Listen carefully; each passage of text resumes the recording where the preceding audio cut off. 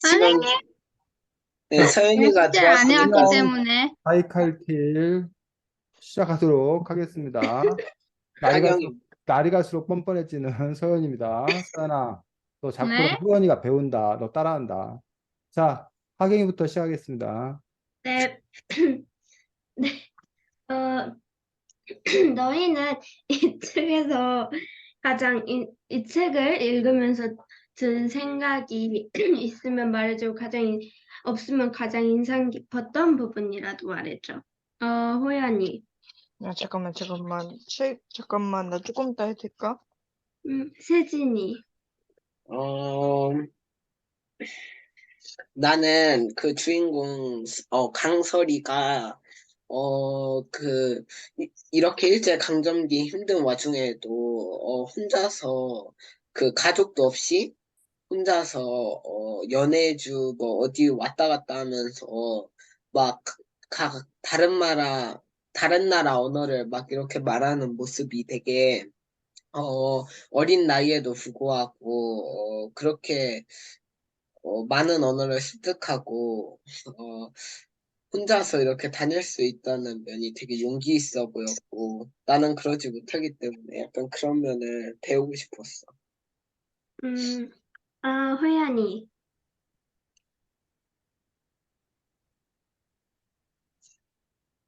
호연이.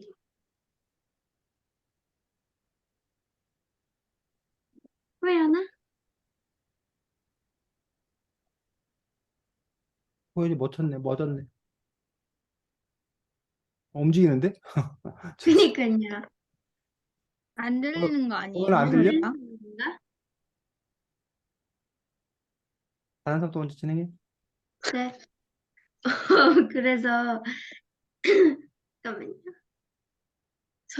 저의 의견을 말씀하자면 전 이 책을 일단 읽으면서 이런 뭔가 일제강점기를 견뎌낸 이 소녀의 이야기인데 지금과 비교하면 정말 정말 상상할 수 없을 정도로 이렇게 힘든 상황 속에서 이 소녀가 살아 있었고 그리고 의지할 사람도 없이 이렇게 다녔었다는 게 사실 결국은 예전에 사실이었던 것을 뭔가 믿기 어려울 정도로 힘든 현실이었어서 뭔가 더욱 이런 이 상황에 살았던 사람들에게 더욱 뭔가 존경심과 그리고 내가 이 시대에 살았다면 어땠을까라는 궁금증과 걱정을 뭔가 갖게 되었던 책인 것 같아. 여기 마지막쯤에서 여기서 그 약장수한테 같이 울릉도에 가달라고 했는데 계속 버스를 타고 강릉에 내렸잖아. 근데 이 사람이 강릉에 내리니까 결국 이 여기서 주인공인 설희는 결국 타서 따로 갔잖아. 만약에 너희가 이렇게 울릉도를 같이 간다 했는데 강릉에 내렸는데 배를 타고 갈 거라 하면은 같이 배를 타고 갈 것 같아? 아니면 의심이 들어가지고 버스를 타고 혼자 울릉도로 갈 것 같아? 어, 세연이 할 수 있어? 음, 나는 서리처럼 행동할 것 같아. 왜냐면, 아무래도 그냥 울릉도 가면 되는데 강릉에서 배를 타고 간다는 게 수상해가지고, 그 할머니가 버스 타고 가면 된다고 했으니까, 뭔가, 내가 설이었으면, 버스를 타고 갔을 것 같아. 음, 세진이. 나도, 그 약장수가, 그 할머니가 약장수도 조심하라고 했었어요. 그래서 마음에 뭔가 걸리는 게 있기 때문에, 나도 그냥 버스를 타고서 울릉도로 갔을 것 같아.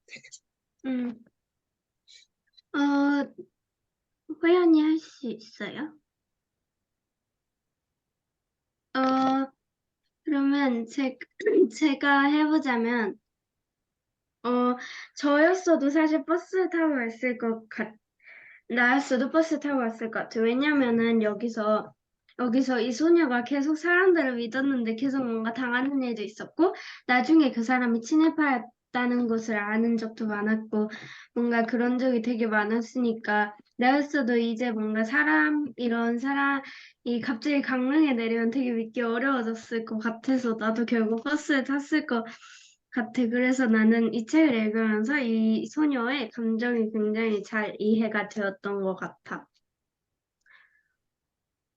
만약 너희가 이렇게 그 열차에서 뛰어내렸잖아, 혼자.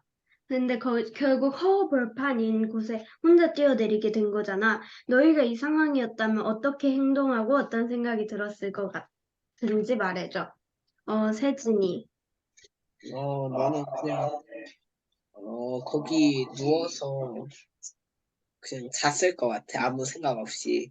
뭐 할머니도 없고 아무도 없는데 굳이 뭐 길도 모르는데 걸어서 모르는 사람 만날 바에는 거기서 자는 게 낫다고 생각해서 나는 일단 거기서 자고서 생각해 봤을 것 같아. 세연이. 어, 거기는 일본 경찰들이 많이 돌아다니는 데잖아.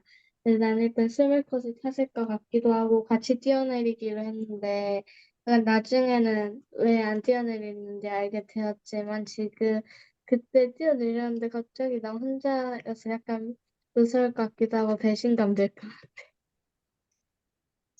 호연이 할 수 있어? 질문 못 들었나? 호연아, 이제 들려? 어, 저는 일단, 저는 일단, 그 상황이었으면 일단 아무 생각도 안 날 것 같다는 생각, 나는 아무 생각도 안 날 것 같다는 생각을 했어. 왜냐면 한순간에 이렇게 혼자가 되고, 이젠 정말 돌이킬 수 없는 것이잖아. 그래가지고 되게 무서웠고 막막해서 아무 생각이 안 났을 것 같고, 뭔가 계속 울었을 것 같아. 울다가 이제 지쳐가지고, 아무것도 그냥 사실 못하고 죽었지 않았을까 이런 생각을 나는 하게 됐어. 내가 겁이 너무 많은 성격이라서. 어, 어,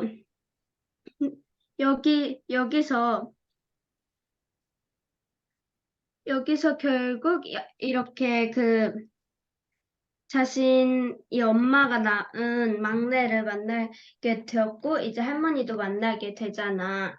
너희는 이렇게 계속 뭔가 못 만나다가 이렇게 새롭게 가족을 다시 만나면 어떤 기분일 것 같아? 세연이. 어, 나는 뭔가 그 만났을 때 기분 얘기하는 거지. 응. 뭔가 되게 신기할 것 같고, 되게 기쁠 것 같긴 한데 당황스러울 것 같기도 해. 왜냐면 그 뭐지? 할머니가 허리가 되게 굽으셨잖아. 그래가지고 뭔가 할머니한테 미안할 것 같기도 하고, 그 세봄이가 그렇게 애기였는데 그렇게 컸다는 게 신기할 것 같아. 세진이. 나는, 그냥 울고서 아무 말 못할 것 같아. 왜냐면 그동안 보지 못했던 가족들을 거의 몇 년 만에 만나는 거니까, 마음이 뭔가 벅차오르고, 마음 안심시키지를 못할 것 같아서 나는 만났을 때 그냥 끌어안고 울 것 같아. 음. 나였어도 사실 세진이와 비슷할 것 같아. 왜냐면은 이렇게 가족을 보면서 뭔가 지금까지 겪었던 어려운 일이 스르르 지나갈 것도 같아서 그런기도 하고, 그리고 뭔가 그 다음으로 실컷 보고, 그리고 실컷 울고 나서 들 것 같은 생각은 할머니에게 나를 왜 그렇게 놓고 갔냐고, 왜 나만 뛰어내렸냐고, 이렇게 약간 뭔가 지금까지 억울했던 것과 불평이 있었던 걸 다 물어보고 싶을 것 같고, 그다음에 뭔가 동생이 이렇게 컸다는 것이 굉장히 신기하고 되게 뭔가 감격스러울 것 같다는 생각을 했어. 어, 여기서 결국 소녀가 허허벌판에 내려서 털보 아저씨 집에서 생활을 하게 되잖아. 너희가 만약 이 상황이었다면 이 털보 아저씨를 믿고 그렇게 생활했을 것 같아? 아니면 못 믿었을 것 같아? 세진이. 나는, 안 믿을 것 같은데, 거기서는 일단 묵었을 것 같아.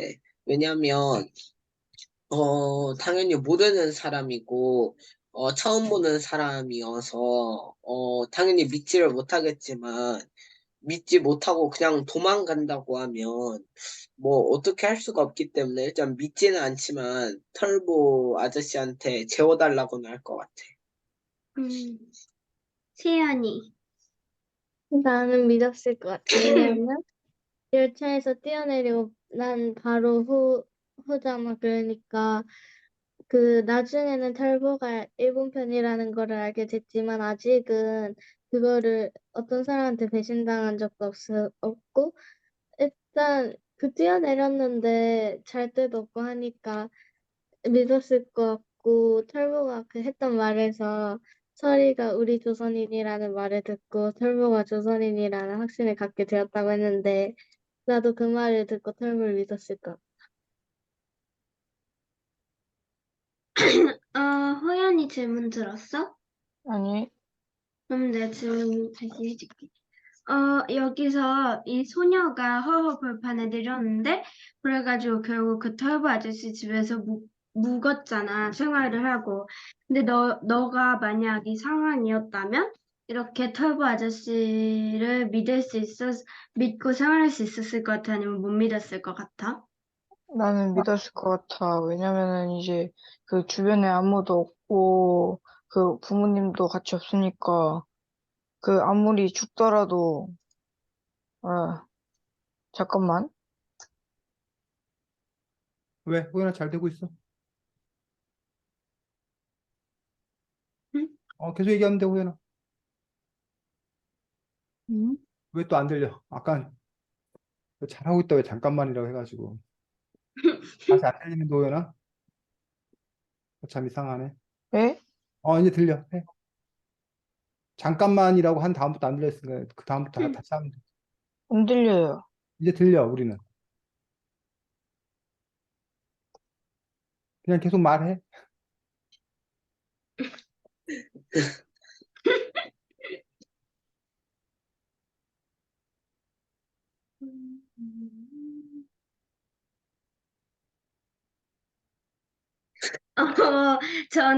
저는 이 태우 아저씨를 사실은 믿었을 것 같다는 생각이 강하게 들었어. 왜냐면은 조금 뒤쪽의 상황이었다면 난 안 믿었을 것 같은데 처음 이 상황이었고 사실 허허벌판이어서 안 믿었다 해도 어떻게 할 도리가 없었기도 했고 사실 이렇게 먼 땅에서 그리고 외로운 상황에서 같은 나라의 동포를 만난 거잖아. 그래서 사실 반갑기도 하고 그런 마음이라서 그냥 마음으로 믿었을 것 같은데, 그래가지고 나중에 더 배신감이 컸지 않았을까라는 생각이 이 책을 보면서 들었어.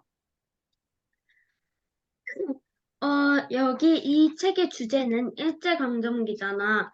너희가 이 책을 읽으면서 이 일제강점기 그리고 강제이주 열차 등의 이런 역사 문제에 대해서 새롭게 안 점이 있으면 말해줄 수 있어? 세연이.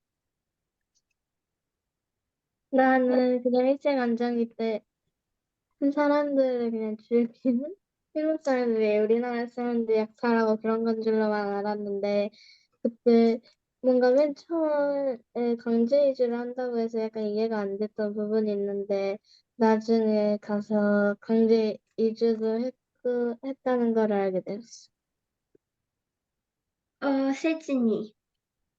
나는 강제 이주 열차에서, 이거. 많은 사람들이, 그 기차 안에서 많이 숨졌고, 어, 사람들이, 기차를 멈추게도 하지 않아서, 좀 사람들이 많이 힘들어했다는 것을 새롭게 알게 됐어. 음, 서연이 들려? 호연아. 들려? 음. 말해봐, 호연아. 호연아? 안 들리나? 참 어렵네. 하경이 어, 진행. 제가 이것에 대해 말을 하자면 사실 어, 일제강점기에 대해서는 그래도 꽤 관심이 있어서 많이 찾아보기도 하고 많이 공부를 했는데 그 이런 강제 이주 열차에 대해서는 알고는 있었지만 이런 실상과 그리고 다른 나라에서 이루어졌던 이런 신체 실험까지 이런 부분을 더 알아서 더 이런 그 일제강점기 시대가 더욱 처참했고 그리고 너무나 힘들었던 시대라는 걸 더 깊이 깨달은 게 해준 책인 것 같아. 전 여기까지예요. 네, 수고했습니다. 자, 그 다음에 두 번째로 아까 누가 하기로 했지? 세진이? 하겠습니다. 너희는 처음에 이 제목을 봤을 때 바이칼틸이라는 거 쓰고 바이칼틸이 뭐라고 생각했어? 세연이. 아무래도 그, 뭐, 아무래도 그 털보가 그 새를 보고 바이칼티 새끼로구나이라고 했으니까, 책을 읽고 나서는 바이칼티 새라는 걸 알게 됐는데, 처음에는 약간 바이킹 같은 건가라고 생각했어. 하경이. 나는 이 책 표지만 딱 봤을 때는 두 가지 생각이 들었던 것 같아. 왜냐면은 한 가지는 일단 바이칼TV 사람 이름인 것 같다라는 생각이 들었고 어? 두 번째로는 이런 뭔가 도시나 아니면 이런 지역의 이름인가라는 생각이 들었어.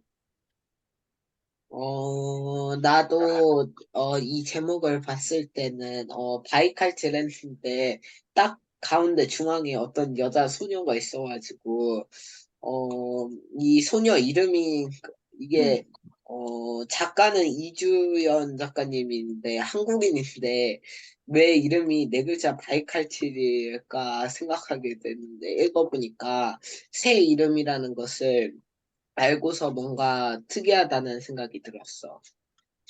어, 나도 이건 대답할 수 있을 것 같아. 아, 서연이. 나는 처음에 바이칼질이 약간 표지가 좀 어떻게 보니까 이국적인 것 같다고 생각해서 처음에 유럽의 한 도시를 떠난 소녀 이야기인 줄 알았어. 어, 지금은 어떻게 되는지 모르겠지. 이 책에서, 앞에서 이거 호송 열차에, 많은 아픈 사람들이 있고, 병든 사람들, 임산부들이 있는데, 어, 사람들이 열차를 안 멈추게 해줬잖아. 너가 이 열차를 멈추게 할 수도 있고, 계속 가게 할 수 있다면 너희는 이런 아픈 사람들을 위해 열차를 멈춰줄 거야? 아니면 열차가 계속 갈 수 있도록 해줄 거야? 하경이. 나는 멈춰주고, 아니, 나는 너무 심하면 멈춰줄 것 같아. 그, 왜냐하면 아픈 사람들을 뭔가 배려해준 게 맞지 않을까라는 생각으로 멈춰주지 않을까라는 생각이 들었어. 세연이. 음, 나는 당연히 멈춰줬을 것 같아. 왜냐면 약간 지금 설이나 엄마도 임산, 임산부였는데 출산이 임박했는데 안 멈춰줬잖아. 그래서 뛰어내리다가 돌아가셨잖아. 낳은 다음에. 그랬거나, 어, 이 땜빵 어머니였나 아버지였나 누구였는지 기억이 안 나는데 설이랑 같이 열이 나가지고 408호인가로 옮긴 분이 있는데 그분도 아파가지고 돌아가셨는데 심하게 아팠던 분들이 많으니까 나는 멈춰야 된다고 생각해. 이 책에 보면, 마지막? 아홉 번째 이야기, 작은 새들의 날갯짓에서, 많은 아이들이 산에 올라가서 바위에다가, 글들을 쓰잖아. 글씨들을 쓰는데, 너희가 이 바위에 글씨를 쓸 수 있다면, 어떤 내용의 글을 쓰고 싶어? 하경이. 나 조금만 더 생각해봐도 될까? 세연이. 나는 아무래도 그냥 얘네랑 비슷하게 뭔가 일본은 뭔가 대한민국은 우리 땅 이런 거를 썼을 것 같아. 음. 하경이. 나 질문 한 번만 다시 얘기해.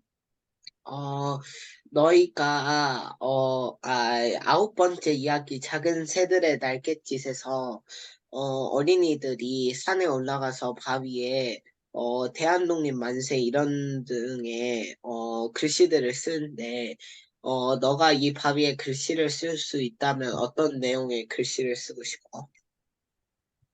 나는 뭔가 우리나라는 독립할 것이다, 나 아니면은 할 수 있다라는 뭔가 희망이 되는 문구를 썼을 것 같고, 뭔가 이것도 뭔가 그거 접할 수도 있겠지만 뭔가 더 겁이 나서 뭔가 일본을 비하하는 발언이나 아니면 이 사태에 대해 비하하는 발언은 못 썼을 것 같다는 생각은 들어.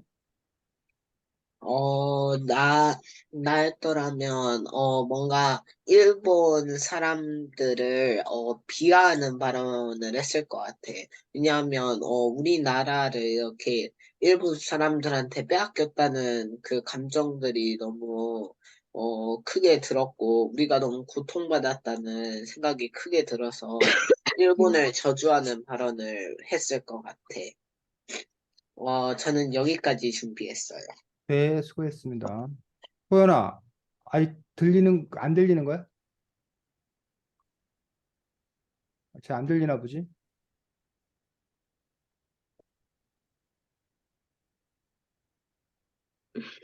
글도 안 보고, 대답도 안 하고, 어쩌라는 겁니까, 호연 씨?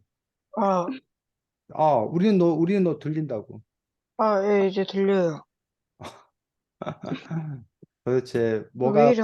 너가 피구를 안 하고 와가지고 너가 지금 저주를 받았나 보다. 피구왕 통키한테. 자꾸 끊겨요, 서연아, 말이. 서연아, 호연이가 친구들이 피구하자고 했는데 서연이 너 보려고 피구도 마다하고 왔대 여기. 예? 야, 선생님, 저는 그런 말 믿지 않아요. 이런 얘기는 또 귀신같이 듣잖아, 호연이가. 이제 들려요, 이제 이게, 들려요. 욕하는 건 귀신같이 들어요. 예, 들려요.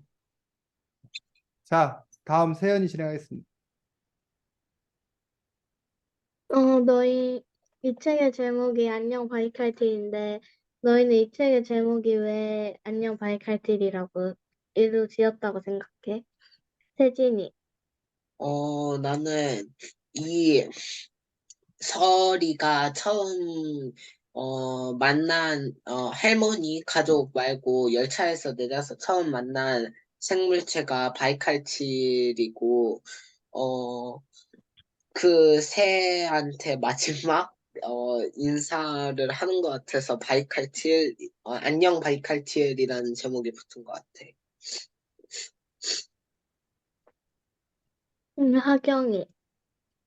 나도 세진이랑 비슷하게 이렇게 바이칼틸이란 그 새의 특징이 약간 이런 이렇게 새가 놓아주고 이 사람 여기서 그 서리가 사려에 놓아져서 무리를 따라가지고 갔다가 오는 거잖아. 근데 이 바이칼틸이 사실 계속 외세의 공격을 받아서 긴장하고 있고 지내는 점 있잖아. 근데 이것이 조선의 처지와 비슷할 것 같다고 터보 아저씨가 말했었잖아. 그래서 안녕 바이칼틸이란 거는 뭔가 이 바이칼틸이 이런 새해를 말하는 것이 아니라 뭔가 자신의 행운과 뭔가 앞으로 미래에 대한 희망과 조선에 대한 희망을 나타내는 것이 아니었을까라는 생각이 들었어. 혹시 호연이 들려? 들려. 할 수 있어? 근데 모르겠어. 음. 나는 여기 194쪽에 페데리코 막 군무를 하면서 조선인들을 도와줬잖아. 그게 약간 옛날에 봤던 아기 바이칼들이 서리를 알아봐서 도와준 것 같기도 하고, 맨 마지막 약간 바이칼들이 우리나라 같은 거를 상징하고 있는 것 같아서 나는 안녕 바이칼들이라고 지었다고 생각. 저는 여기까지. 네, 수고했습니다. 호연이, 선생님, 음, 문제 생겼어요. 뭐, 제가 세 개를 준비했어요. 음, 근데 애들이 다 했어요. 그러니까 다음부터 네가 몇 등 해야 돼, 호연아? 네? 1등 할게요. 아니, 그러니까, 1등은 좀 그렇고요. 호연아, 꼴찌는 아무나 네? 하는 게 아니야. 알았어? 그렇죠. 다음부터 너는 1등을 해야 돼. 역시 저는 꼴등을 할 그 인지가 아닌가 봐요. 확실히 깨달았으니까 다음부터 꼭 1등을 해. 1등 말고 3등 해도 될까요? 아니야, 1등해, 1등. 2등 해도 될까요? 아니야, 1등해. 아니, 자, 괜찮아요. 2등 할래요. 지금, 우리 세연이가 마지막에 얘기했던, 왜 제목이 안녕 바이칼길인가? 라는 부분에서 바이칼길인 건가라면서 이 바이칼길에 대해서 하경이하고 세연이가 나름 설명을 열심히 잘 해주었습니다. 자, 바이칼길은 러시아 이름이고, 러시아 이름이야. 이걸 우리 한국에서 뭐라고 그러는데? 그 뭐지? 나왔는데. 뭐라고 그런다고? 가창우리. 한국에서는 가창오리라고 한다는 거야. 그래서 어, 보면 요게 가창오리라고 한답니다. 요새 본 적 있어? 요새 본 적 있어? 요 보여? 들어본 것 같은데요. 들어는 본 것 같아. 자, 요게 이제 가창오리라는 그러한 새고 가창오리가 이렇게 떼지어서 떼지어서 수천 마리, 수만 마리가 한꺼번에 날아다니는 그런 모습들이 아주 또 장관을 이루는 그래서 이제 일부러 탐조를 나가기도 하는 그 가창오리인 부분을 볼 수가 있습니다. 가창오리. 요 가창오리를 북한에서는 뭐라고 그러는데? 북한에서는 태극오리야, 태극오리.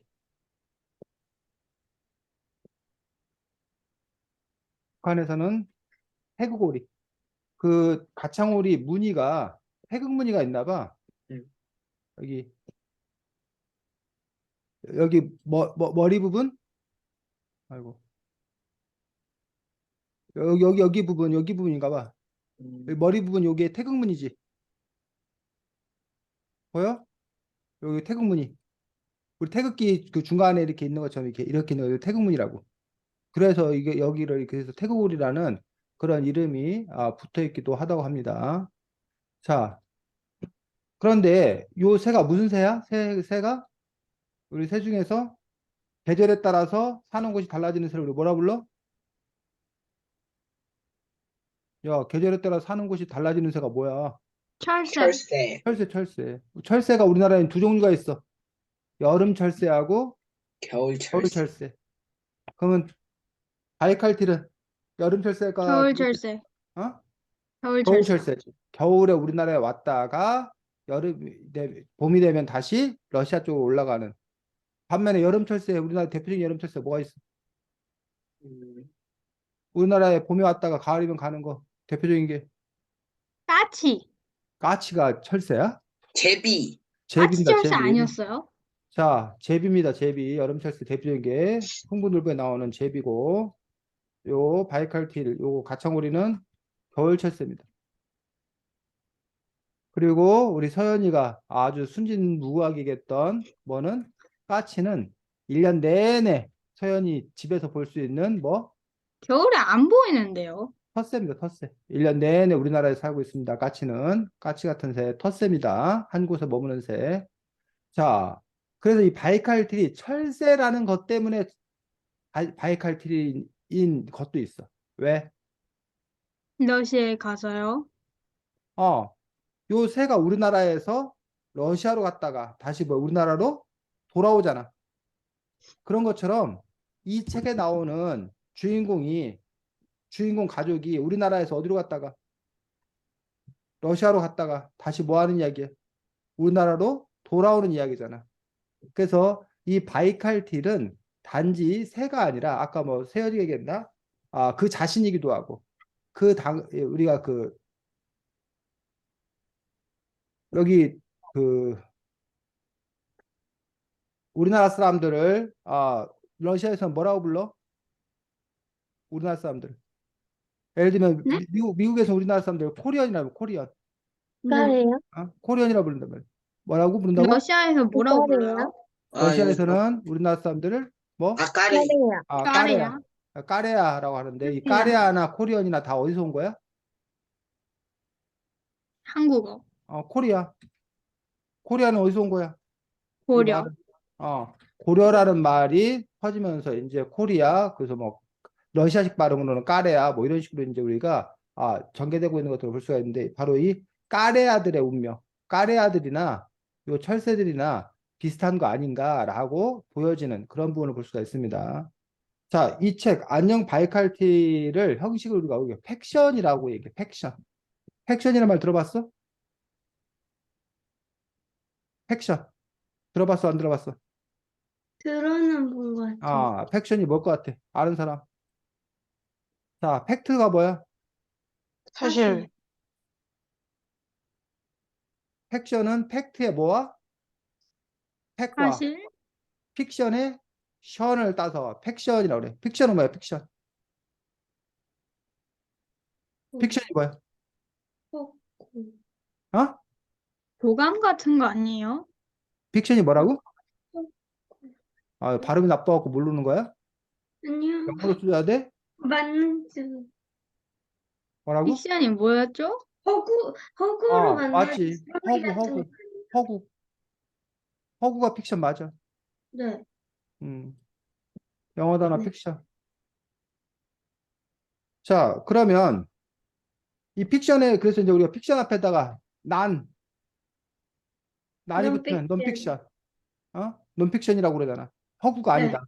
그래서 사실을 다루고 있는 다큐 이거는 논픽션이라고 그러고 우리가 보통 드라마, 소설 이런 걸 보고 우리가 뭐 픽션이라고 그러는데 자, 팩트와 픽션은 콩글리시야, 콩글리시. 네. 콩글리시가 뭐야? 진짜 영어하고 한국어 약간 섞인. 한국식 영어라는 거야. 네. 진짜 영어에는 없어. 진짜 영어에는 없는 건데 한국 사람들이 영어하고 새로 만든 단어라는 거야. 팩션이라고 해서 어디 미국 서마트 가서 팩션이라고 하면 그게 뭐냐고 그럴 거야 아마. 팩트와 픽션이 합해져 있는 팩션인데 사실과 거짓을 뭐 해놓은 거야? 섞어놓은 거야. 왜 선생님이 지금 팩션 얘기를 할까? 안녕 바이칼틸 얘기를 하면서. 허위와 허위랑 사실이 사실 다 섞여서. 섞어놔서요? 그래. 그러면 사실은 뭐고 허위는 뭐야 이 책에서? 사실은 이 주인공 전쟁 난 거죠. 자, 여기서 주인공- 사실은 얘기. 주인공이 픽션이고 음. 내용이 팩트 아닐까요? 주인공이 픽션이고 내용은 다 팩트야? 일제 내용 다 강점기 팩트는 아니잖아요. 자, 일제 강점기에 우리 민족이 어디에 가 살았다? 연해주. 러시아 연해주에 가서 자리 잡고 살았다. 팩트야. 또 연해주에 있던 고려인들을 어디로? 카자흐스탄 네. 그리고 우즈베키스탄 등으로 어땠다? 강제 강제 이주. 이주했다. 이것도 뭐야? 팩트야. 그 다음에 이 책에 나오는 종군 위안부 다른 말로는 이렇게 일본군 성노예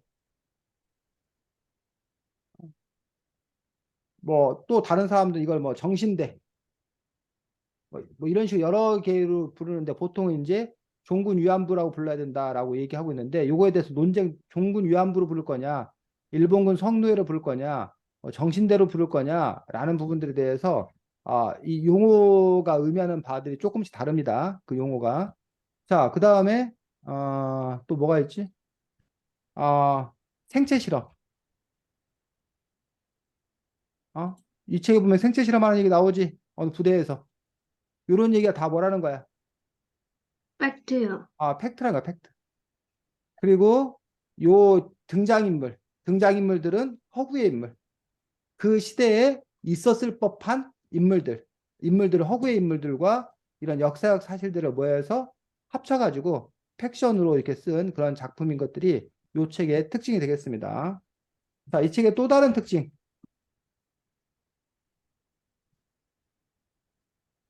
이 책의 또 다른 특징은 로드무비 형식을 택하고 있다는 거예요. 자, 로드무비 형식 들어봤어? 로드무비 형식이 뭘까? 자, 로드무비. 이게 뭘 것 같아, 로드무비가? 일영화? 길영화. 길영화가 뭘 보고 길영화라고 하는 것 같아? 길에서 찍은 거? 길에서 찍은 그럴 리가 거? 없죠. 그럴 리가 없어? 길령, 어? 어, 음. 가난한 영화? 가난한 영화? 그건 이제 저예산 영화라고 그러고, 저예산 영화. 반면에 이제 엄청나게 물량을 많이 들여서 그 막 찍은 영화를 우리 블록버스터형 영화라고 그러고, 뭐 저예산 영화. 근데 이건 이제 영화 로드무비 형식의 글이다라는데, 로드무비 형식의 글이라는 것들은 장소의 뭐에 따라 이동을 따라가면서 이야기가 전개되는 방식. 요걸 보고 뭐라고 그런다? 로드무비. 로드무비 형식이라고 한다. 이 책이 바로 요 로드무비 형식을 띠고 있지. 맞아? 네. 그래서 여러분들 다음 주에 글쓰기 과제가 요거야, 요거. 로드무비 형식의 글쓰기가 여러분 다음 주 과제야. 글쓰기 과제가. 그래서 여러분들이 뭐 여러분이 주인공일 수도 있고, 아니 뭐 다른 인물을 여러분이 주인공으로 내세울 수도 있고 해서 이른바 이렇게 장소가 바뀌어가면서 벌어지는 일들을 여러분들이 글로 이제 뭐 하는 거야? 작성해 보는 그러한 연습들. 그래서 이제 거기에서 이제 중요한 부분들은 이렇게 순서, 장소, 공간의 어떤 그런 묘사와 공간이 바뀌었을 때 그 사건이 어떻게 전개되어 나가는 건가, 이런 부분들. 그래서 결국은 그 로드무비 형식의 글을 잘 쓰려면 여러분들이 이 책이 기본적인 형식들 여러분들이 파악하고 있어야 로드무비 형식의 어떤 그런 글을 잘 쓸 수 있다고 생각되는데, 형식은 로드무비 형식을 빌리고 실제 일어나는 사건은 여러분들의 삶 속에서 찾아가지고 로드무비 형식으로 여러분들이 글을 쓰면 되지. 그래서 뭐 여러분의 하루 일과를 뭐 집에서, 학원에서, 뭐 학교에서, 뭐 학원에서 다시 뭐 집으로 뭐 이런 과정을 담아 쓸 수도 있고, 아니면 여러분이 뭐 지난 연휴에 어디 뭐 이렇게 뭐 어디 외할머니 들렸다가 뭐 다시 뭐 할머니 들렸다가 뭐 했다 이러면서 이제 벌어진 일들을 하나의 글로 쓸 수 있고, 그래서 그걸 개별의 일에 쓰는 게 아니라 이어지는 글인데, 장소가 뭐 하는 것뿐이야? 옮겨가면서 벌어지는 그런 사건들, 이런 형식의 여러분들의 글을 쓰면 된다는 거지. 네. 호연아, 이해가? 네. 다음 주 호연이가 일본어 숙제 발표할 거니까 또 다음 주에는 또 아주 창조적인 변명하지 말고, 서연아 다음 주에는 뻔뻔하게 얼굴 두껍게 못했어요 이러지 말고 제대로 근데 주제가 잘해서. 뭐였죠? 뭐라고? 주제요. 여기 선생님 얘기했잖아. 주제가 선생님, 있는 게 아니라. 반만 사실이어도 돼요? 그건 자기 알아서 하기 바랍니다. 로드무비 형식으로 쓰는 게 제일 중요합니다. 어, 장소의 이동을 따라가며 이야기를 전개되는 방식의 글을 여러분들이 써보는 그러한 훈련들, 그러한 연습들을 여러분들이 할 수 있도록 하겠습니다. 자, 책 몇 쪽을 보시냐면, 그 전에 잠깐 보도록 하겠습니다. 그래서 아까 이게 로드무비 형식이라고 해서 이 책을 우리가 한번 좀 따라가 보도록 하겠습니다. 제일 처음에 출발이 어디서부터 출발하는 거야? 장소가? 이 책의 기차, 장소가 열차. 연해주, 요 블라디보스토크 보여? 네. 여기 블라디보스토크가 이제 출발이야. 그래서 하바롭스크에서 뭐 카립스타야 올라오는데 이르쿠츠크, 뭐 에칸데르인데 여기서 어쨌든 쭉 더 가야 이 책에 나오는 바이칼 호수라던가 아니면 이제 카자흐스탄이라던가 뭐 나오는 거야. 그다음에 여기 돌아올 때 여기 하얼빈 거쳐서 하얼빈. 하얼빈은 또 이게 중국이야, 중국 땅이야 지금. 네. 요 하얼빈은 또 여러분이 좀 알지? 네. 왜? 왜 하얼빈 알아? 안중근 회장. 안중근 의사가 바로 이 하얼빈에서 이토 히로부미를 사살했던 그런 부분들이 하얼빈이기 때문에 여기 이제 블라디보스토크 이거고 우리 지금 러시아가 우크라이나하고 전쟁하기 전까지만 해도 이 블라디보스토크로 이쪽 뭐 강원도 쪽에서 이렇게 배로 블라디보스토크로 이게 여행을 가는 그런 프로그램도 있어 배가 운행을 했었는데 요즘 이제 러시아가 전쟁하는 바람에 그것도 이제 끊기고 뭐 코로나19 때문에도 끊기고 했었지만 그런 부분들을 볼 수가 있고 그래서 이 블라디보스토크에서 출발해가지고 쭉 러시아 시베리아를 횡단해가지고 저기 모스코바 그다음에 저쪽에 갑자기 이름이 생각이 안 나요. 상트페테르부르크라고 또 그 러시아에 아주 큰 도시가 있는데 거기까지 이어지는 그런 시베리아 횡단 열차를 타고 그래서 우리가 계획은 우리가 북한하고 사이만 좋아지면 요 기찻길을 연결해가지고 기차로 부산에부터 저기 유럽 파리까지 선생님, 어, 블라디보스토크로 비행기로 가는 게 싸요? 배 타고 가는 게 싸요? 보통은 배값이 싸. 음. 보통은 배값이 싼데 그런데 이제 배는 시간이 그 대신 많이 걸리지. 자, 일본도 마찬가지고 배 타고 가는 게 더 쌉니다. 보통은 저기 제주도 갈 때도 배 타고 가는 게 더 싸긴 한데 문제는 근데 꼭 요즘에 배 타고 가는 게 꼭 싼 게 아닌 게 그 뭐지 저가 항공기 요즘 많이 생겨갖고 때로는 저가 항공에서 재수 좋으면 비행기가 더 싸기도 합니다. 자, 지도 보여? 네. 여기가 지금 바이카로야. 여기가 지금 바이카로수라고 되어 있는 요게 바이카로인 걸 볼 수 있습니다. 그래서 여기가 지금 우리나라고 웬 바이카로수가 우리나라에 있나 했더니 식당 이름이네. 참. 그 다음에 여기가 하얼빈이고 블라디보스토크는 이쪽 여기 어디에 블라디보스토크가 있을 텐데 여기다. 네, 여기가 블라디보스토크 지도상으로 봤을 때. 그래서 여기서부터 출발해서 이렇게 가는 거야. 아까 바이칼. 그 다음에 여기 보면 카자흐스탄은 여기야 여기. 그리고 우즈베키스탄은 여기고 여기 타슈켄트 여기 있네. 여기까지 간 거야. 여기서부터 여기 살던 사람들을 쭉 하고 가서 여기까지 간 거야. 그 선생님이 근데 조금 이해가 안 가는 부분들이 얘가 거의 여기 근처에 와서 내렸다고 그랬거든. 카자흐스탄 이쪽 근처에 와서 내렸다고 했거든. 근데 네. 어떻게 이 얘가 이쪽까지 이렇게 갈 수 있는 거 다시 여기까지 할 수 있었다는 건지 선생님 개인적으로는 좀 이렇게 이해가 안 되는 이 구성이 사실 좀 이해가 안 되는 그런 부분들도 있습니다. 그래서 요 카자흐스탄, 우즈베키스탄인 그런 부분들 볼 수 있고 작년이가 재작년에 여러분들 그 일제 침략기에서 우리나라가 일본에게 대승을 거둔 게 커다랗게 2번 있거든. 독립군이 뭐하고 뭐 그 첨상리 대첩이랑 그렇지. 청산리 그 대첩하고 뭐지? 봉오동 전투. 그 청산리 대첩을 이끈 유명한 장군이 누구야? 그런 걸 기억하는 사람이 있어요? 홍범도 장군? 청산리 대첩은 김좌진 장군. 아, 야, 서연아, 너 그거 기억해? 너 내년에 너 역사 시험 봐. 그때 청산리 다시 대첩을 외우죠. 이끄는 인물은 김좌진 장군이고 그리고 홍범도 홍범도 바로 장군. 봉오동 전투. 봉오동 전투를 이끄는 인물이 바로 홍범도. 홍범도 장군인데 우리나라에서는 그동안 김좌진 장군하고 홍범도 장군 중에서 누가 더 많이 알려졌어? 임재진 장군? 우리나라는 김좌진 장군만 더 좋아했습니다. 아닌데요? 아, 그래? 호연이는 우리나라 사람이 아니어서 그래. 아닌데요? 자, 홍범도 장군은 그동안 우리나라에서 잘 안 알려졌었어. 그 이유가 뭐냐? 홍범도 장군이 러시아 쪽에 가고 이쪽에 아까 말했던 카자흐스탄 그쪽에 이주해 가서 그곳에서 돌아가셨어. 그래서 우리나라와 북한이 심하게 사이가 안 좋고 이럴 때는 홍범도 장군이 뭐다? 빨갱이다, 빨갱이. 공산당 쪽으로 갔다. 그래서 우리나라에서는 홍범도 장군 이야기를 별로 안 했어. 아닌데 저 많이 배웠는데. 그러다가 이제 우리나라가 북한과 이제 체제 경쟁을 끝내고 지금 우리나라가 북한보다 훨씬 잘 산다고 하기 때문에 북한을 우리나라가 우습게 알아.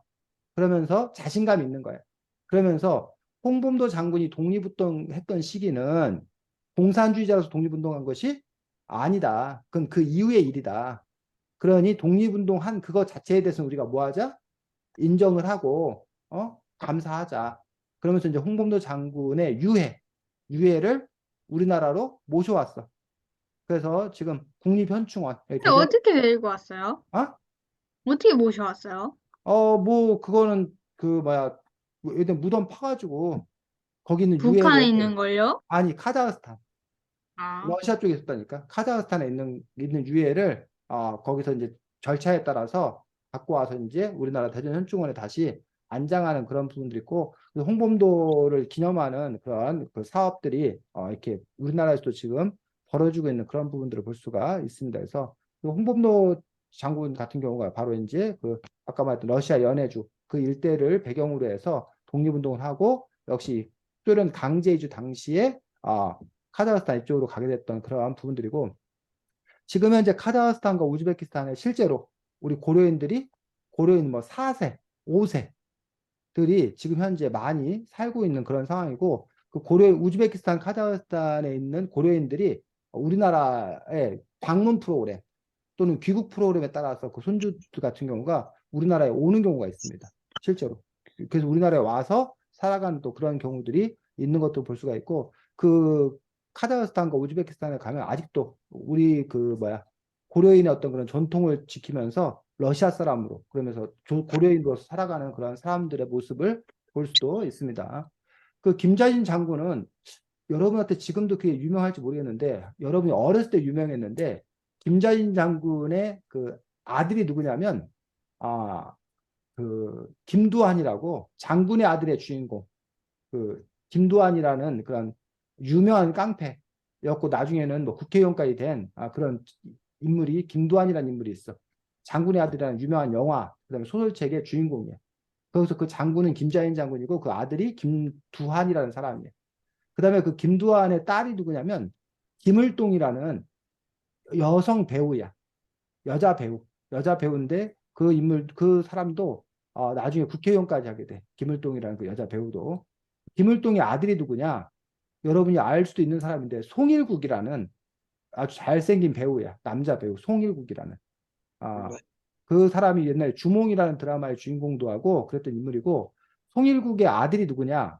대한민국 만세인가 무슨 그 애들도 옛날에 시절 무슨 슈퍼맨이 왔단가 무슨 뭐 이런 프로그램 슈퍼맨이 돌아왔다. 그런 프로그램에 나왔던 그 애들 그 애들이 송일국 그 아들 딸들이 뭐 이렇게 해가지고 그 있었던 유명한 어떤 그런 부분들인데 너네들하고 나이가 비슷하지 않을까 그 애들이 너희들보다 컸을까 어쨌든 잘 모르겠네 어쨌든 뭐 그런 집안의 그 김자진 장군이 어쨌든 그러한 부분인 것들을 볼 수가 있습니다. 자, 그래서 이 책의 몇 쪽을 보면 되냐면 27쪽을 보겠습니다.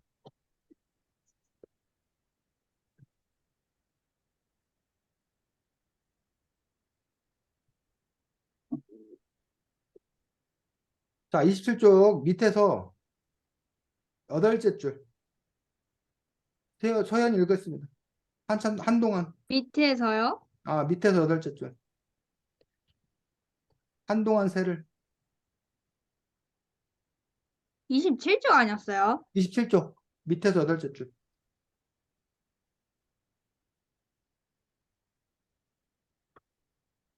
(27쪽) 밑에서 8째 줄.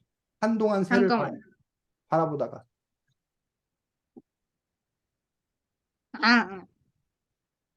그는 한동안 새를 바라보다가 설명을 이어갔다.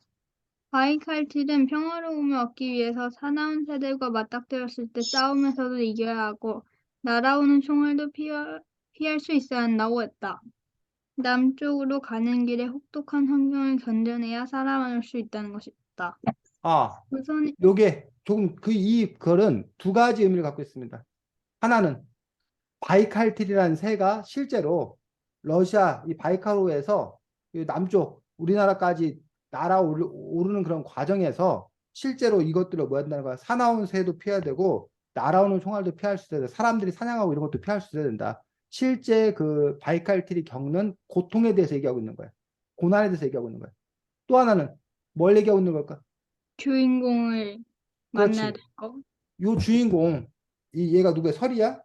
이 네. 주인공이 네가 다시 뭐 하려면 한국 돌아가려면 가려면. 한국 가려면 너도 숱한 어려움을 뭐 할 거다? 겪을 거다.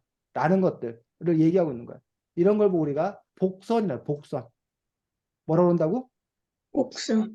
복선은 숨겨놓은 거야. 어떤 그 의미를, 그 뒤에 이 펼쳐질 어떤 그런 이 의미를, 일들을 미리 암시하고 깔아놓은 어떤 그런 부분들을 보고 우리가 복선이다라고 얘기하고 있는 것도 볼 수 있습니다.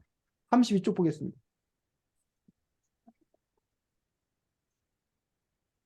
자, 32쪽 호연 읽겠습니다. 첫째 줄부터.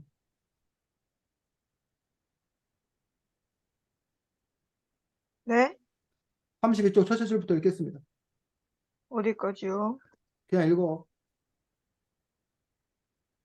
사람들이 몇 번 두드려도 털보는 32쪽 첫째 줄. 32쪽이요?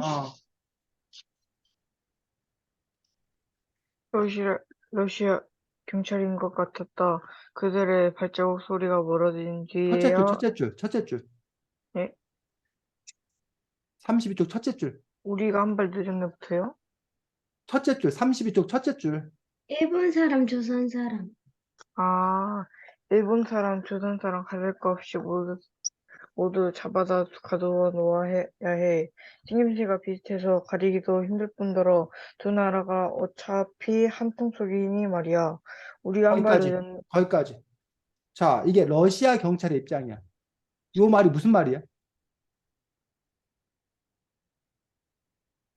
이 러시아 경찰의 입장인데 지금 호연이가 읽은 부분이 여기 의미하는 바가 뭐야?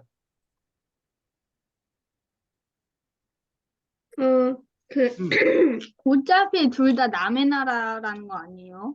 어차피 둘 다 남의 나라다. 또, 음, 자, 여러분이 프랑스 사람하고 이탈리아 사람하고 구별할 수 있어? 그 사람들 말 안 하면? 못하죠. 우리가 보기에는 프랑스 사람이나 이탈리아 사람이나 그게 그거인 거야. 근데 그 사람들은 금방 구별해. 우리나라 사람들이 한국 사람하고 중국 사람 우리가 구별할 수 있어 없어? 있어. 우리 구별할 수 있어. 한국 사람, 중국 사람, 일본 사람 우리는 거의 구별을 해. 아주 닮지 않는 이상은. 근데 서양인들이 한국 사람과 일본 사람, 중국 사람들을 잘 구별을 못 해. 그건 우리가 미국 사람과 캐나다 사람을 구별 못하는 거하고 똑같은 거야.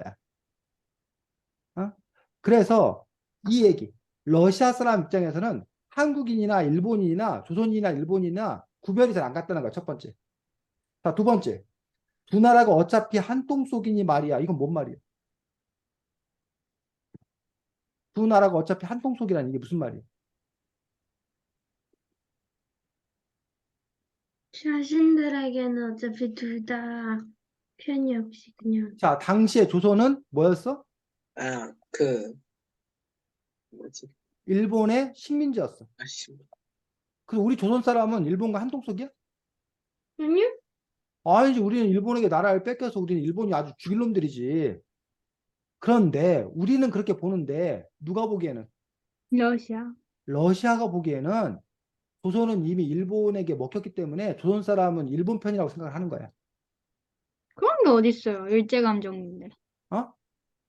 그러니까 근데 말이 안 되는 거 아니에요? 외국에서는 그렇게 안 보인다는 거야. 어쨌든 간에 이미 조선이 일본에게 먹혔기 때문에 그렇기 때문에 그거는 같은 나라라고 보는 거야. 그런 점에서 우리 조선 사람 입장에서는 그게 아니라고 해도 소용이 없다라는 거지. 서연이가 하경이하고 별로 안 좋아. 사이가 안 좋아.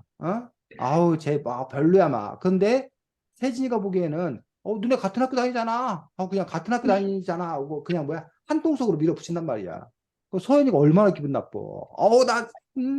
하경이랑 나를 왜 한 묶음으로 밀냐고. 그런데 어쨌든 간에 니들은 같은 학교 다니잖아. 뭐 이런 식으로 같은 동네 살잖아. 뭐 이런 식으로 그냥 뭐 해버린다는 거야? 묶어버린 어떻게 하셨어요, 그걸? 뭐라고? 선생님 어떻게 저희가 내가 같은 학교 말했는데? 다니는 거 아세요? 내가 말했는데? 아, 내가 너네 학교 오늘도 내가 너네 학교 갔다 왔다니까. 너네 학교 뒤에 갔다 왔다니까. 자, 저 맨날 저희 학교 뒤에 고양이. 가요.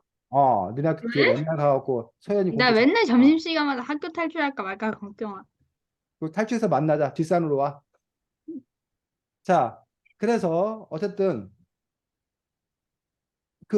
왜 러시아 이 이야기의 배경이 되고 있는 왜 연해주에 있던 사람들을 왜 저 멀리 카자흐스탄, 우즈베키스탄으로 강제 이주를 했냐는 얘기지. 그 이유가 뭐야?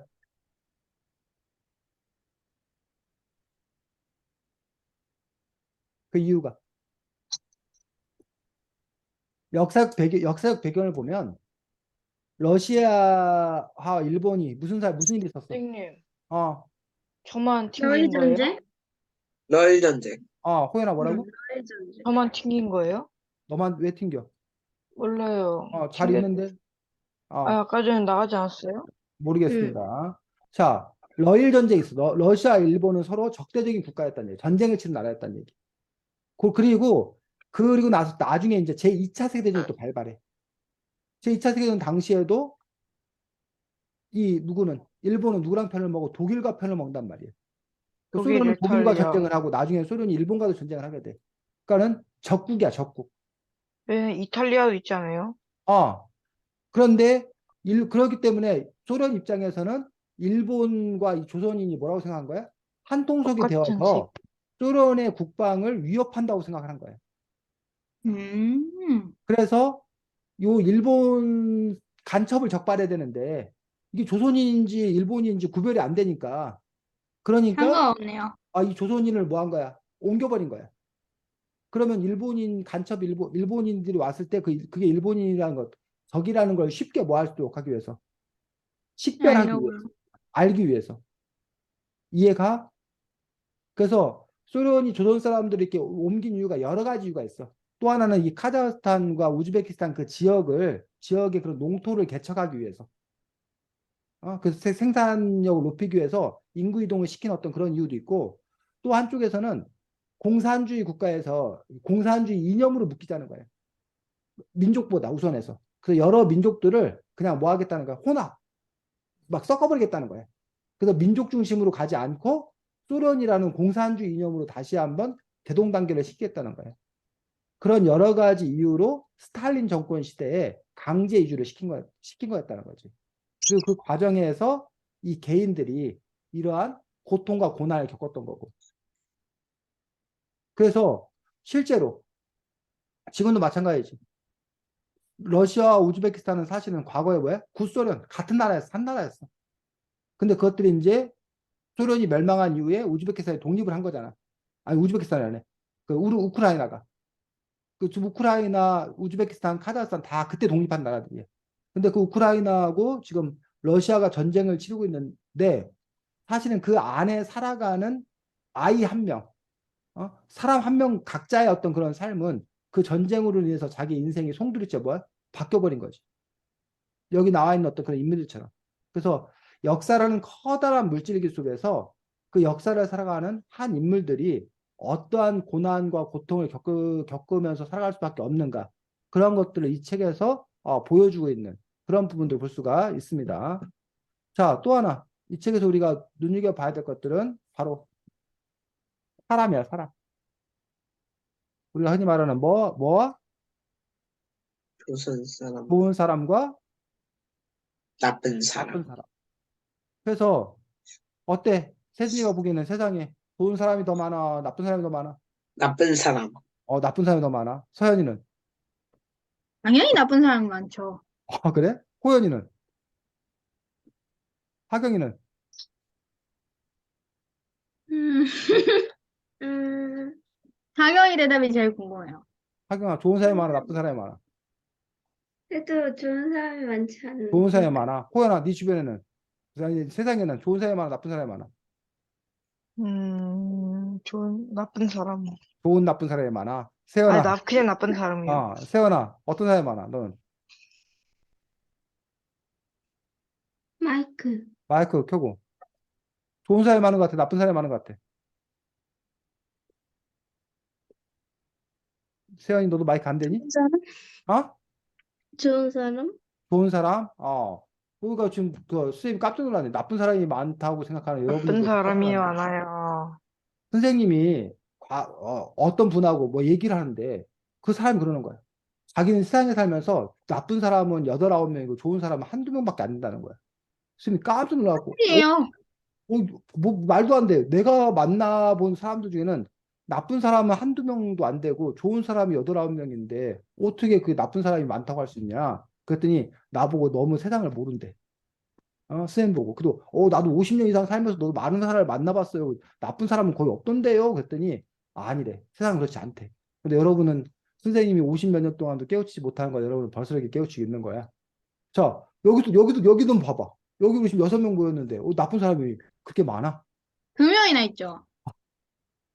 나쁜 사람이 2명이나 있어? 서연이하고 하경이하고 2명? 서연아? 어? 자, 그래서 어쨌든 이 책에서는 보면 세상에는 좋은 사람들도 있지만 모두 있다는 거야. 나쁜 사람들도 있다는 거야. 그런데 문제는 그 나쁜 사람이 왜 나쁘냐라는 거야. 왜 나쁘냐? 원래 그 사람이 처음부터 나쁜 사람이었는가? 아니면 이 책에서 어디 여러분이 보면 되냐면 37쪽 보겠습니다. 37쪽.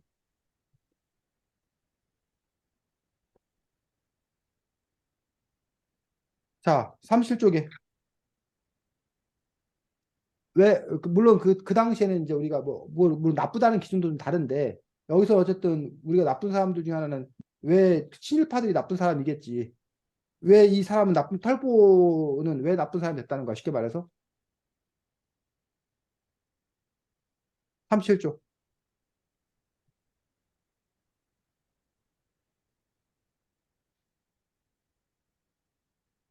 간첩. 그러니까 왜 간첩이 됐다는 거야. 왜 친일파가 됐다는 거야.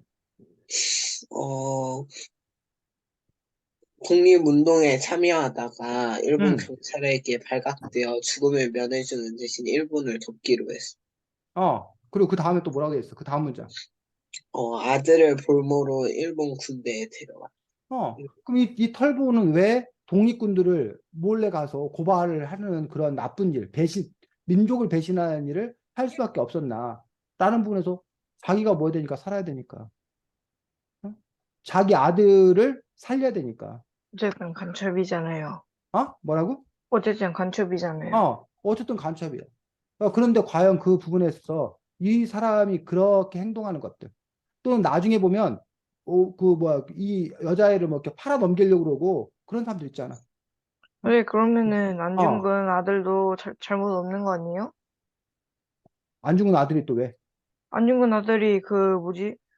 그 친일파인데 응, 그 안중근 의사가 이제 이토 히로부미를 처단했잖아요. 어, 그래서 이제 안중근이 죽고 그 안중근 아들이 어, 왜 뭔 상황인지 모르고 일본군한테 쫓기고 있는데 어, 일본군이 어, 너가 안중근 아들이니까 너가 이토 히로부미 아들한테 사과를 하고 어, 친일파로 되면은 어, 안전한 삶과 돈을 보장해주겠다. 어. 그래서 이제 그 용서를 구했어요. 그런 일이 있었어? 네. 네, 안전 어, 그래서 안전군 아들 친해봐라고 되게 여러 번 나와요.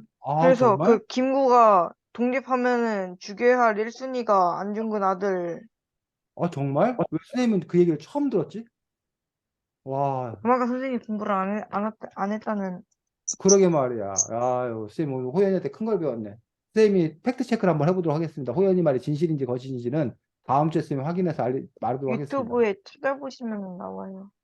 자, 그래서 지금 얘기했듯이 이렇게 또는 일제 침략기에 가난한 그런 삶 때문에 자기가 살기 위해서 남을 팔아버리는 어떤 그런 사람들이었던 그런 이야기. 아니면 원래 본성이 나빠서 원래 욕심이 있어서 어쨌든 이런 인간 군상들 사람들의 어떤 그런 다양한 어떤 그런 모습들을 이 책에서는 이렇게 보여주고 있다라는 거지. 근데 그것들이 어쩌면 여러분이 세상을 살아가면서 만나지 않았으면 좋겠는데 만날 수밖에 없는 그런 사람들 중에 하나의 모습이기도 하더라는 얘기죠. 그래서 뭐 이 책 안에서 여러분들이 그런 다양한 그런 사람들의 모습들을 볼 수도 있습니다. 61쪽 보겠습니다.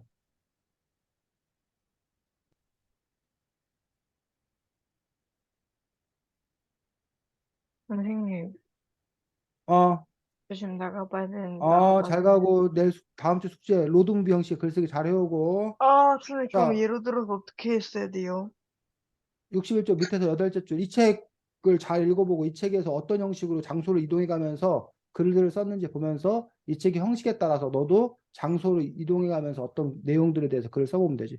밑에 61쪽에 나와 있어요? 아니, 이 책 전체가 로드무비 형식의 글이잖아. 장소 이동에 따라서 사건들이 전개되잖아. 그러니까 네, 너가 그러면 이제 그 제1로 그 어쩌고저쩌고 만드는 거예요? 그러니까 너가 예를 들면 뭐 첫 번째 집에서 있었던 일을 바탕으로 쓰고 그다음에 또 장소가 옮겨져서 학교에서 또 있었던 일들을 쓰고 근데 그것들이 이어져 가면서 그러면서 네가 장소의 변화에 따라서 일들이 진행되는 것들을 써보는 거지. 호연아. 어, 잘 가고. 네. 자, 저도 오늘 뒤에 오늘만 수업이 있어가지고. 그래 하경이도 잘 가고. 자, 61쪽 음. 밑에 여덟째 줄 읽어보겠습니다. 누가 읽을까? 세진이? 저 사람들 곁에 가까이 가지 마라. 처음에는 우리에게 모두 친절을 베풀어 주었는데 지금은 우리가 자기 땅에 와서 살고 있는 것을 못마땅하게 생각하는 사람이 늘고 있어. 아주머니는 본토인들이 지나가는 행렬을 바라보며 말했다. 간혹 두건처럼 생긴 모자를 쓴 사람들도 섞여 있었는데 이 모자와 중입의 모자가 카자흐스탄의 전통 모자라고 했다. 자, 저들 중 거기까지. 여기 보면 카자흐스탄 사람들이 처음에는 이 고려인들에게 잘해줬다는 거야. 친절을 베풀었다는 거야. 하지만 못마땅하게 생각하는 사람이 점점 늘고 있다는 거야. 이게 뭔 말이야, 이게?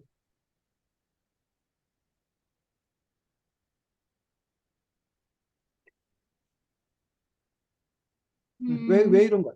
왜 그러는 거야?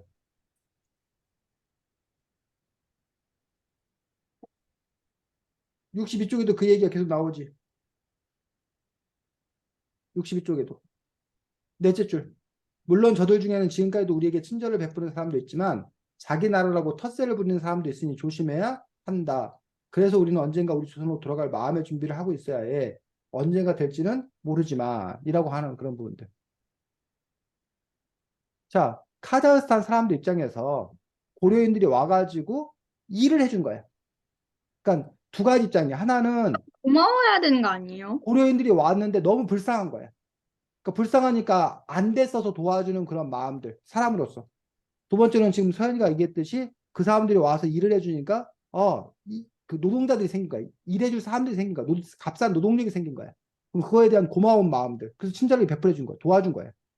근데 왜 텃세를 부리기 시작하고 불친절해지기 시작하고 그들을 우리 내쫓으려는 사람들이 생기기 시작할까? 일자리가 없으니까요. 이 고려인들이 와가지고 정착하면서 고려인들이 더 잘 살기 시작한 거야. 고려인들의 뛰어난 능력을 보여주는 거야. 그러면서 자기들의 기득권을 위협하는 거야. 이해가? 그러니까는 자기들이 그 위협적인 존재로 그 사람들이 생각이 되는 거야. 그래서 이건 마찬가지야. 우리가 지금 현재 3D 업종, 더럽고 위험하고 어려운 어떤 그런 일들을 맡기기 위해서 외국인 노동자들을 왜 데려다가 일을 시킨다는 얘기야. 그리고 외국인 노동자들이 와가지고 그 일을 해줘. 그러니까 외국인 노동자들 아이고 돈도 조금밖에 못 보고 그 나라에서 너무 가난하게 사는데 거기다 우리가 하기 힘든 일도 해주고 그거에 대해서 고마워하는 사람들도 있고 안쓰러워하는 사람도 있고 잘해주는 사람도 있어. 반면에 그들을 막 무시하고 이런 사람들도 있고. 근데 그런 외국인 노동자들 중에 우리나라에 와서 아예 정착을 해서 눌러 살아. 그리고 그 사람들 중에는 실력이 뛰어나가지고 오히려 그 사람들이 돈을 더 잘 벌고 사업을 더 잘하고 이런 사람들이 생겨나기 시작을 해. 점차적으로. 그럼 그럴 때 우리나라 사람들 중에 일부는 그 사람들의 성공을 뭐 한다는 거야? 질투한다는 거야. 저 사람들이 우리의 일자리를 뭐 한다고? 뺏어간다고 생각하는 거야. 그러면서 그 사람들한테 너네 나라로 돌아가라 하고 뭐 인종차별을 한다던가 인종 혐오를 한다던가 그런 일들이 현재 우리나라에서도 벌어지고 있는 어떤 그런 부분이 있다는 거죠. 이런 식으로 그 사람들 사는 어떤 그런 세상 속에서 벌어진 어떤 그런 다양한 일들 이런 부분들에 대해서도 여러분들이 또 이런 작품을 통해서도 이해할 수 있다라고 생각을 합니다. 자, 다음 주 과제 뭐라고? 로드무비 형식의 글쓰기라는 어떤 그런 부분에서 여러분이 주어진 조건들은 장소, 공간이 이동되면서 어떤 사건이 펼쳐지는 그런 과정들에 글을 여러분들이 써보는 그런 또 연습들을 할 수 있도록 하겠습니다. 자, 수고 많았고 다음 주부터 서연이가 뻔뻔해지지 않는 서연이가 되기를 바랍니다. 서연아. 대답을 하네. 대답하지 않을게요. 헐. 자, 잘 지내시고 안녕. 안녕히 계세요. 안녕히 계세요.